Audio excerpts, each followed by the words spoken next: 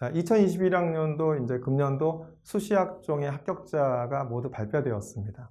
지금 이제 추분 합격자를 갖다 이제 기다리고 있죠. 근데 이번에 이제 합격자가 발표되고 나서 대학들이 발표한 그 언론 보도 자료를 본다고 한다면 블라인드 평가가 큰 영향을 끼치지 않았다고 보여집니다. 그러니까 제가 계속 그 언급해서 말씀드렸듯이 일부에서는 지금 그 뭐가 중요했냐면 블라인드 평가를 해서 내신이 강화될 거라고 생각했는데 오히려 내신보다는 비교과 영향이 컸죠. 오히려 특목고 자사고가 줄어들 거라고 예상했으나 오히려 특목고 자사고의 비율은 좀 더 늘었죠. 서울대의 경우에. 그 다음에 일반고에 대한 그 합격자 비율이 소폭 감소하는 경향을 보였고, 또한 일반고 같은 경우 내신이 부족하다 하더라도 비교과의 우수성으로 합격한 다수의 합격자가 나왔죠. 저희 같은 경우 이번에 서울대 의대도 합격했고 서울대 치대도 배출했고 연대 의대도 배출을 하였는데요. 서울대 치대 같은 경우에는 국제고에 내신 3등급 초반대인 학생이 서울대 치대를 갖다 최종 합격을 했고요.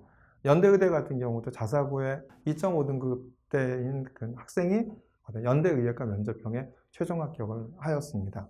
연대 의예과 면접형에 한 번도 2등급대인 학생이 합격자를 배출한 적이 없죠. 왜냐하면 교과가 40% 이상 적용되기 때문에, 그죠? 서류평가 60%로 내신을 갖다 극복하는 게 쉽지 않다고 생각했기 때문에 어느 누구도 2등급대에 지원한 적이 없고요. 작년도 합격자 평균이 1.2였죠. 그래서 대부분이 연대가 발표한 자료를 보면 1.1과 1.2대에 몰려 있었는데 2.5등급을 갖고 무려 1.3등급을 커버해서 이 학생이 연대 의예과 그것도 면접형에 합격을 한 사례를 통해서 본다고 한다면 내신에 대한 영향력보다는 비교과 영향이 더 컸다라는 것을 보여주는 결과가 아닌가 이렇게 보여집니다.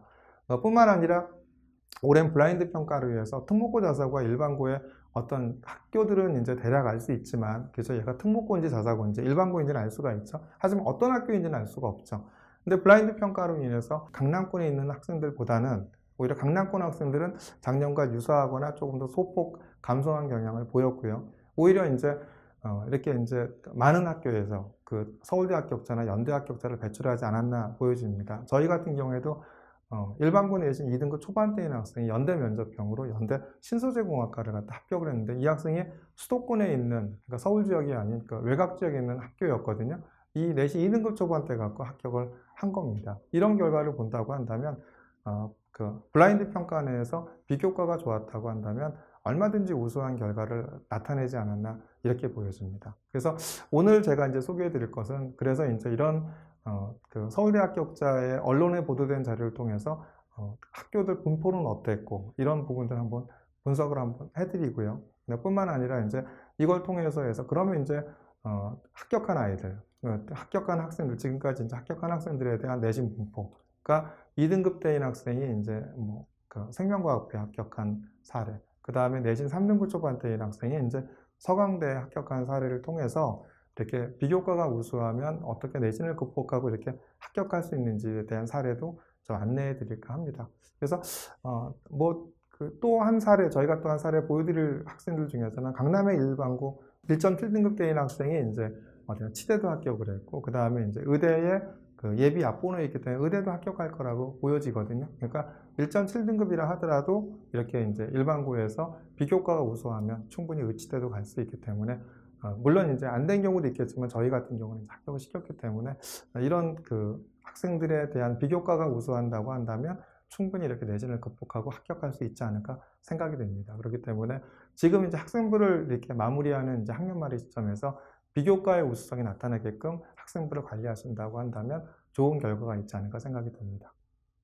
이 에듀동아에 나온 기사죠. 그러니까 합격자 배출 고교수, 그죠? 학종 도입 후 최다다. 그러니까 가장 많이 이제 배출됐다고 하죠. 올해 서울대 수시 모집에서 일반고 합격자 비율이 소폭 하락하며 절반 이하로 떨어졌으나 1명 이상의 합격생을 배출한 고교는 875개로 2014학년도 학생부 종합전형 도입일에 가장 많은 것으로 나타났다. 그러면서 이제 전년 대비 증가, 그 전년 대비 합격자 비중이 가장 많이 늘어난 고교 유형은 영재학교로 지난해 10.4%에서 올해는 12%로 늘어났다. 이어 과학고가 5.2에서 5.7% 늘었고 자공고도 3.8에서 4.2% 늘었다 이랬죠. 반면 일반고 출신 합격자가 차지하는 비중은 지난해 50%에서 올해 48.3% 하락했고 자사고나 외고는 소폭 하락을 했죠. 그래서 일반고가 작년에 50%에서 48.3% 1.7% 하락한 반면 영재고나 과고 자사고를 다 합친 특목고 자사고는 오히려 조금 더 늘지 않았나 이렇게 보여지죠. 그렇기 때문에 올해 블라인드 평가로 인해서 내신이 중요해질 거기 때문에 일반고가 늘어날 거라고 예상했지만 그 예상이 빗나가지 않았나 이렇게 생각이 듭니다. 또 서울대 고개벌 그 수시 최저 합격자 수 현황을 본다고 한다면 그 영재고 과고를 제외하고 영재고를 제외하고 이제 특목고하고 이제 그 자사고를 갖다 본다고 한다면 역시 하나고가 1등이었죠. 이건 이제 베리타스 알파에 나온 그 신문 기사에 대한 자료를 갖고 이제 말씀을 좀 드리면요. 하나고가 42명이었고 역시 작년에 이어서 올해도 1등이었죠. 근데 이제 하나고 같은 경우는 최초 합격자가 작년에 55명인데 42명으로 줄었고 외대부고는 30명인데 34명 늘었죠. 근데 대원외고는 이제 35명에 32명으로 줄었고 대부분이 이제 작년과 이렇게 비슷한 경향을 보이지 않나 이렇게 생각이 듭니다.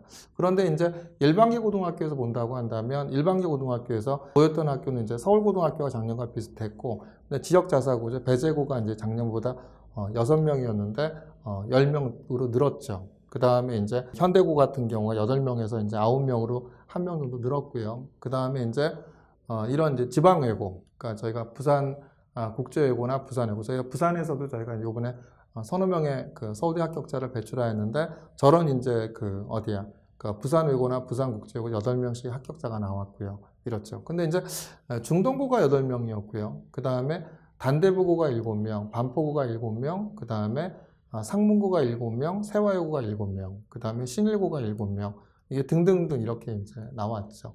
근데 이제, 보면은 숙명여고가 5명, 그 다음 은광여고가 5명, 그 다음 휘문고도 5명입니다. 그러니까 이렇게 인원 학생 수도 굉장히 많은 학교에서 강남에 있는 일반계 고등학교에서 5명밖에 배출을 못했고요. 특히 이제 여기서 보신다고 한다면 그 외 강남권 고등학교를 보면 양재고가 3명, 진선여고가 3명, 개포고가 2명, 경문고가 1명, 용산고 이렇게 강남권에 있는 학교에서 이 정도밖에 이제 합격자를 배출하지 못했기 때문에 강남권의 학생들이 우리 작년에 비해서는 이제 비슷하거나 좀 준 이런 경향을 보이지 않았나 이렇게 생각이 듭니다. 그러니까 서울대뿐만 아니라 강남권 같은 경우 연대 면접병에서도 영향을 받았다라는 이런 이제 그 경향이 나타나고 있고요. 이렇기 때문에 조금 아무래도 강남권 학생들은 그 내신이 치열하다 보니까 내신에 좀 더 신경 쓰다 보고 이러다 보니까 이제 그 비교과를 갖다 놓치는 경향이 있기 때문에 이런 결과가 나오지 않았나 이렇게 예상이 됩니다. 근데 이제 강남권이라 하더라도 요번에 이제 저희가 휴브레에 준비한 강남권 일반고 내신에 대한 1.7등급인 학생은 7회 최종 합격은 물론 이제 의대 예비 약번호입니다. 그래서 제가 볼 때 의대도 붙을 것 같다고 예상이 되고요. 그러니까 비교과가 우수하다고 한다면 이렇게 이제 충분히 내신을 극복하고 의치대에 이렇게 붙을 수 있다. 1.7등급인 학생도 합격을 했다. 이런 사례를 통해서 비교과의 중요성을 알 수 있었고요. 또 서울대 1차 합격자를 보면 내신 4등급 때도 합격을 했고 3등급 때 치의학과에 합격을 했고 그래서 최종 합격을 했죠. 일반고 2등급 때도 이제 다수 이제 합격한 사례가 있었습니다. 그래서 서울대 의예과 또 뿐만 아니라 지역 균형이 일반고 1등급 중반대가 최종 합격을 했죠. 작년에 이제 대학 어디가에 발표한 그 서울대 지역 균형 의예과를 보면은 50% 것도 1.0이었고 70% 것도 1.0대였거든요. 근데 이제 1점 그 중반대가 합격한 걸 본다고 한다면 오히려 이제 이렇게 블라인드 평가로 인해서 비교과에 대한 영향력을 대학들이 더 많이 보지 않았나. 그렇기 때문에 비교과가 중요해지지 않았다. 중요했다고 이렇게 판단이 됩니다.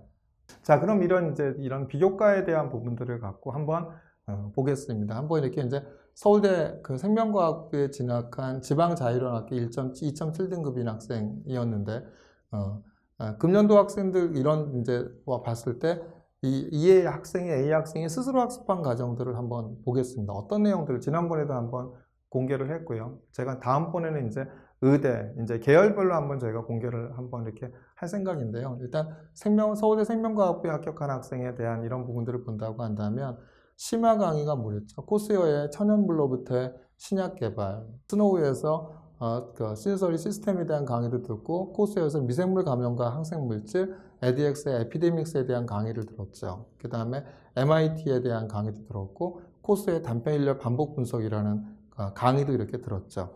심화도서는 이제 캠벨의 생명과학이나 최신 심플 미생물학, 그 다음에 일반 물리학, 화학의 원리와 같은 심화도서도 읽었고요. 그 다음에 이 친구는 되게 영어를 잘하기 때문에 NCBI 같은 이제 NCBI가 미국 국립생물정보센터죠. NCBI에서 이런 영어 논문들 읽으면서 많이 학습한 과정을 갖다 학생부나 자소서에 나타냈습니다. 탐구 내용을 보면은 뭐냐면 세균의 진화적 특성에 따른 개통수 분류와 공학적 응용, 그 다음에 생화학적 관점으로 보는 ATP 합성 요소의 사립체 구조와 양성자 구동력 분석, 그 다음에 저런 이제 영문 보고서도 썼고요. 그 다음 효소의 가역적인 반응과 미카엘리스 멘텐식, 지카 바이러스와 소두증, 그 다음에 로지스트 이퀘이션, 바이러스 캡시드와 펜로 스타일링에 대한 구조, 그 다음에 N공간과 극자벽의 비교에 대한 탐구 내용도 했죠. 도서는 생물학 명강, 양리학 산책, 과학혁명의 구조, 물질에서 생명으로, 이상한 나라의 바이러스, 바이러스 쇼크, 약국에서 써본 양리학의 투, DNA 혁명, 크리스퍼 유전자 가위, 총균세, 이기적 유전자, 카오스 물질의 생명으로 등등에 대한 도서들을 갖다 읽었죠. A 학생의 이제 생명과학 학생부 예시를 보면 생명현상에 호기심이 많아 교과 수업 시간에 참여하는 태도가 항상 열정적이며 긍정적임, 또한 항상 예의가 바르며 교과 이해도가 매우 우수한, 교과 수업이 끝난 후 수업 내용에 관련된 응용적인 내용이나 개별적으로 학습한 내용에 대해 질문하고 다른 친구들의 질문에도 귀를 기울인 모습이 인상적임, 질문에 대해 지도교수와 함께 토론하고 해답을 찾아가며 새로운 것들을 알아가는 것에 기쁨을 느끼는 학생임.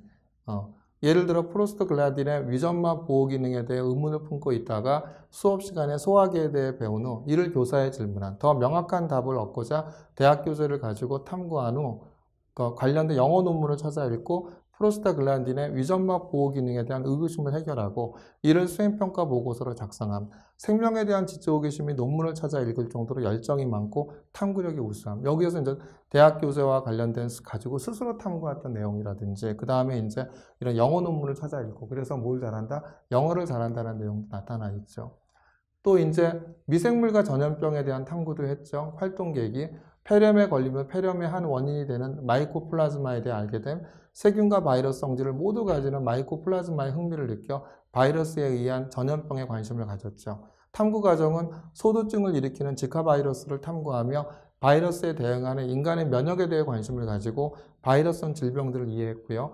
연관 심화 활동은 에볼라 바이러스 전쟁의 시작을 잇고 홍콩 유니버시티의 에피데믹스를 강의를 수강하며 바이러스성 전염병에 대해 심도 있게 학습함, 기숙사 학교로 인터넷 사용이 어렵다는 점을 극복하기 위해 최신 심플 미생물학 도서를 통해 심화 지식을 쌓고 탐구 중 품게 된 의문을 해결함, 이런 내용들이 나타나 있죠. 또 두 번째 활동은 약에 대한 탐구였죠. 식물의 양리작용. 그래서 미생물 전염병, 질병에 대한 관심으로 우리 몸을 지킬 수 있게 해주는 약에 대해 관심을 가졌고요.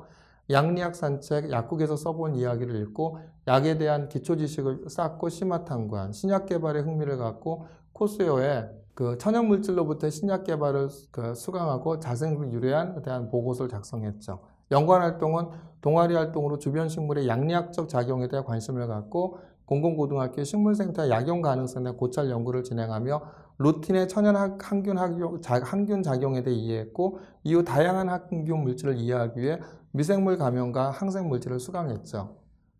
또 이제 활동 세 번째 활동을 보면 약에 대한 관심도 BBB 탐구했죠.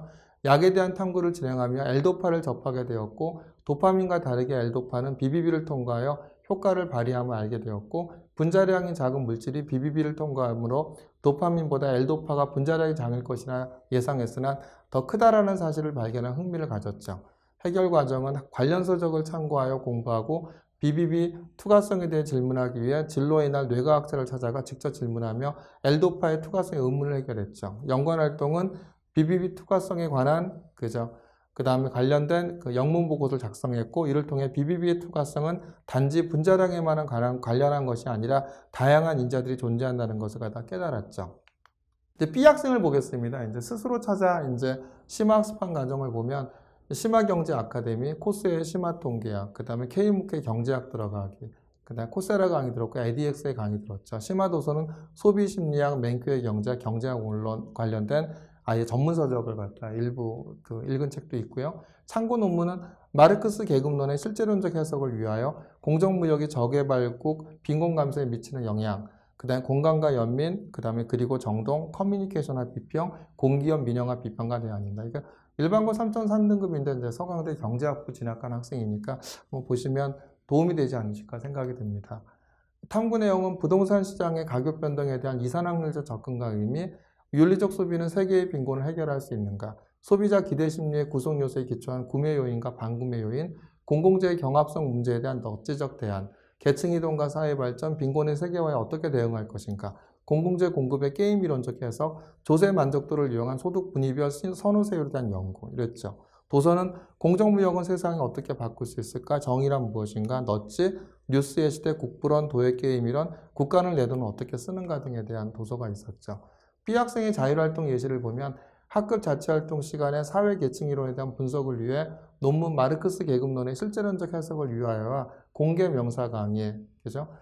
Social Experiments to Fight Poverty를 시청한 후 국가적 관점에서 계급 및 계층론의 한계를 비판하고 세계화 시대에 있어 사회 구조적 불평등을 어떻게 바라보고 해결할 것인지에 대해 전망한 계층 이동과 사회 발전, 빈곤의 세계화에 어떻게 대응할 것이라는 보고서를 작성했죠.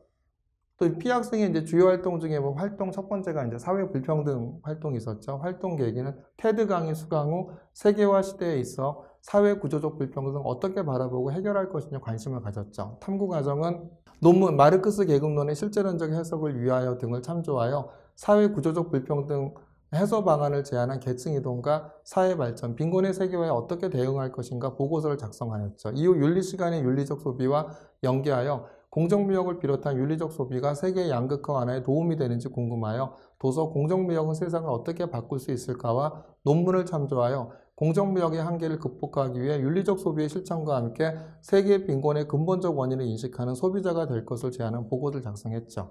연관 활동은 경제 시간의 사적 이익의 추구가 공적 이익을 훼손할 수 있다는 점을 학습 후 개인의 선택을 통제하지 않으면서도 공적 문제를 해결할 수 있는 방안을 모색하고자 도서 넛지와 리차드 탈러의 강의 영상을 참고하여 내적 통제 시스템의 확보가 공적 문제 해결의 효율적인 방안임을 제안한 공공재의 경합성 문제에 대한 넛지적 대안 보고서를 작성했죠.